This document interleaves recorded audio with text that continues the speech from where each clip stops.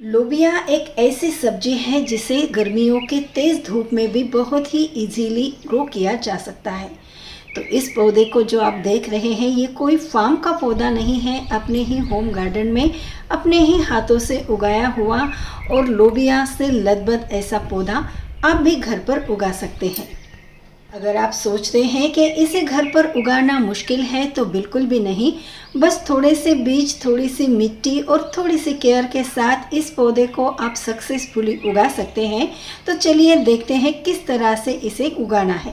Hi everyone, अगर आप भी मेरी तरह गार्डनिंग करते हैं, अपने टेरेस गार्डन या होम गार्डन में अलग अलग प्रकार की सब्जियां उगाते हैं, तो आपके टेरेस गार्डन में कंटेनर या गमले के अंदर आप इस सब्जी को बहुत ही आसानी से उगा सकते हैं और हरी हरी लंबी लंबी हमारी ये जो लोबिया यानी कि बरबटी है उसके हार्वेस्टिंग कर सकते हैं। बरबटी को हमारे गमले में या कंटेनर में उगाना बहुत ही ज़्यादा आसान है। बस कुछ स्टेप्स को आपको फॉलो करना पड़ेगा, जैसे कि इस प्लांट को धूप में रखना है, छांव में रखना है, सेमी शेड एरिया में रखना है और फर्टिलाइज़र वो लिक्विड हो या फिर सॉलिड, कैसे, किस दिन, कितने समय के अंतराल में देना है, तो सब कुछ आज हम इस वीडियो में देखेंगे। तो अगर आप इन स्टेप्स को फॉलो करते हैं तो अपने टेरेस गार्डन पर या होम गार्डन में लोबिया बहुत ही आसानी से उगा सकते हैं। तो 40 से 45 दिनों के अंदर आप लोबिया को हार्वेस्ट कर सकते हैं। अगर आप इस तरीके से लोबिया को अपने गार्डन में उगाएंगे तो आपको बाहर से मतलब बाजार से खरीद कर लाने की कभी भी ज़रूरत नहीं होगी। तो चलिए देखते हैं कंटेनर गार्डन में लोबिया किस तरह से उगाई जाती है। तो ये देखिए यहाँ पर हमने लोबिया के बीज लिए हैं। ये कोई अलग से बीज नहीं है, बस वही वाली लोबिया है जिसे हम घर पर पकाते हैं। उसमें से कुछ सीड्स यानी कि दाने मैंने ले लिए हैं और एक कंटेनर के अंदर इस तरह से मैं इसे दबा रही हूँ। थोड़े से कचरा है इसमें, गार्डन का ही निकला हुआ, इसे रिमूव करते हैं। और कोई रॉकेट साइंस नहीं है इसमें, अलग से कोई भी एफर्ट्स करने की ज़रूरत नहीं है। बस मिट्टी के अंदर ये जो लोबिया के बीज हैं इन्हें हमें इस तरह से बोना है। तो थोड़ा सा इसे दबा दीजिए, लगभग आधा आधा इंच के अंदर मिट्टी के अंदर हमें इसे दबाना है। मिट्टी गीली है इसलिए अभी मैं इसमें पानी नहीं दूंगी। अगर आप ड्राई मिट्टी में इसे बो रहे हैं तो मिट्टी को गीला ज़रूर करिएगा। तो 10 से 12 दिनों के बाद का ये रिज़ल्ट मैं आपको दिखा रही हूँ। वैसे 3 दिन के बाद ही इसमें अंकुरन शुरू हो जाते हैं, मतलब जो बीज है 3-4 दिनों के अंदर ही जर्मिनेट हो जाते हैं। 10-12 दिनों के बाद ये रिज़ल्ट है। इसके बाद का रिज़ल्ट भी आपको हर एक हफ्ते के अंदर आपको दिखा देती हूँ। देन 15 से 20 दिनों के अंदर आपके जो पौधे हैं इतने लंबाई में बढ़ जाएंगे। 25 दिनों के जब पौधे हो जाते हैं तो 25 से 30 दिनों के अंदर इसमें फ्लावरिंग होनी शुरू हो जाती है। लोबिया के फ्लावर को अलग से पॉलिनेशन की ज़रूरत नहीं होती है क्योंकि इसके एक ही फूल के अंदर मेल और फीमेल पार्ट होता है, इसलिए इसे अलग से पॉलिनेशन की ज़रूरत नहीं है। हाँ, लेकिन अगर आपके गार्डन में बटरफ्लाइज है या फिर भंवरे हैं तो वो इसका काम और भी तेज़ी से कर सकते हैं, लेकिन इसके लिए आपको अलग से एफर्ट्स लेने की ज़रूरत नहीं है।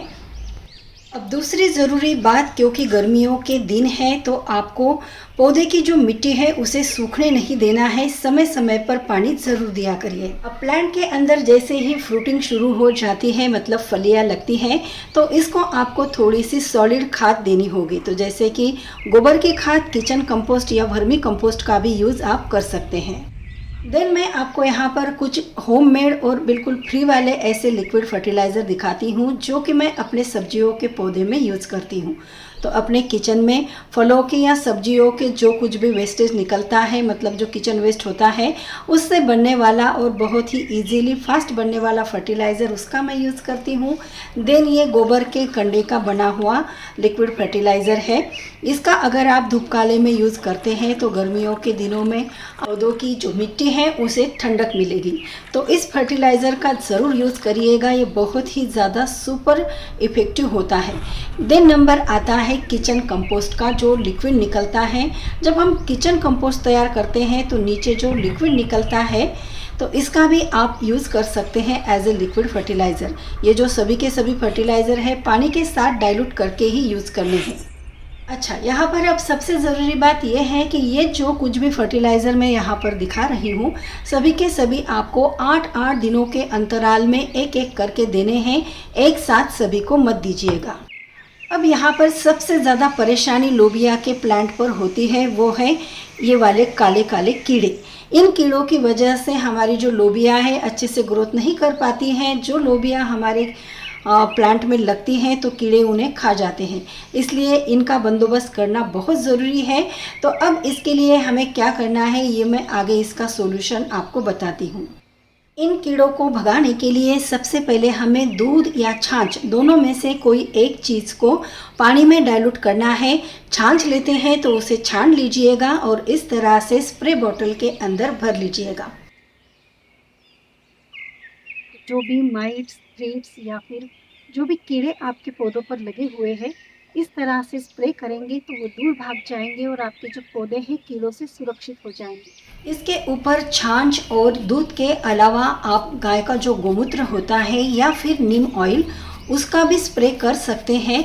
लेकिन क्योंकि मैं फ्री वाली चीज़ें यूज़ करती हूँ तो दूध, छाछ और गाय का गोमूत्र, इन तीनों में से ही कोई एक चीज़ का यूज़ करती हूँ स्प्रे करने के लिए। ये जो स्प्रे है आपको 4-5 दिनों के अंतराल में करने हैं। और हाँ, इन्हें बिल्कुल भी धूप में स्प्रे मत करिएगा। जब छाँव हो, मतलब सवेरे या फिर शाम के समय ही आपको ये जो स्प्रे होते हैं अपने पौधों के ऊपर करने होते हैं।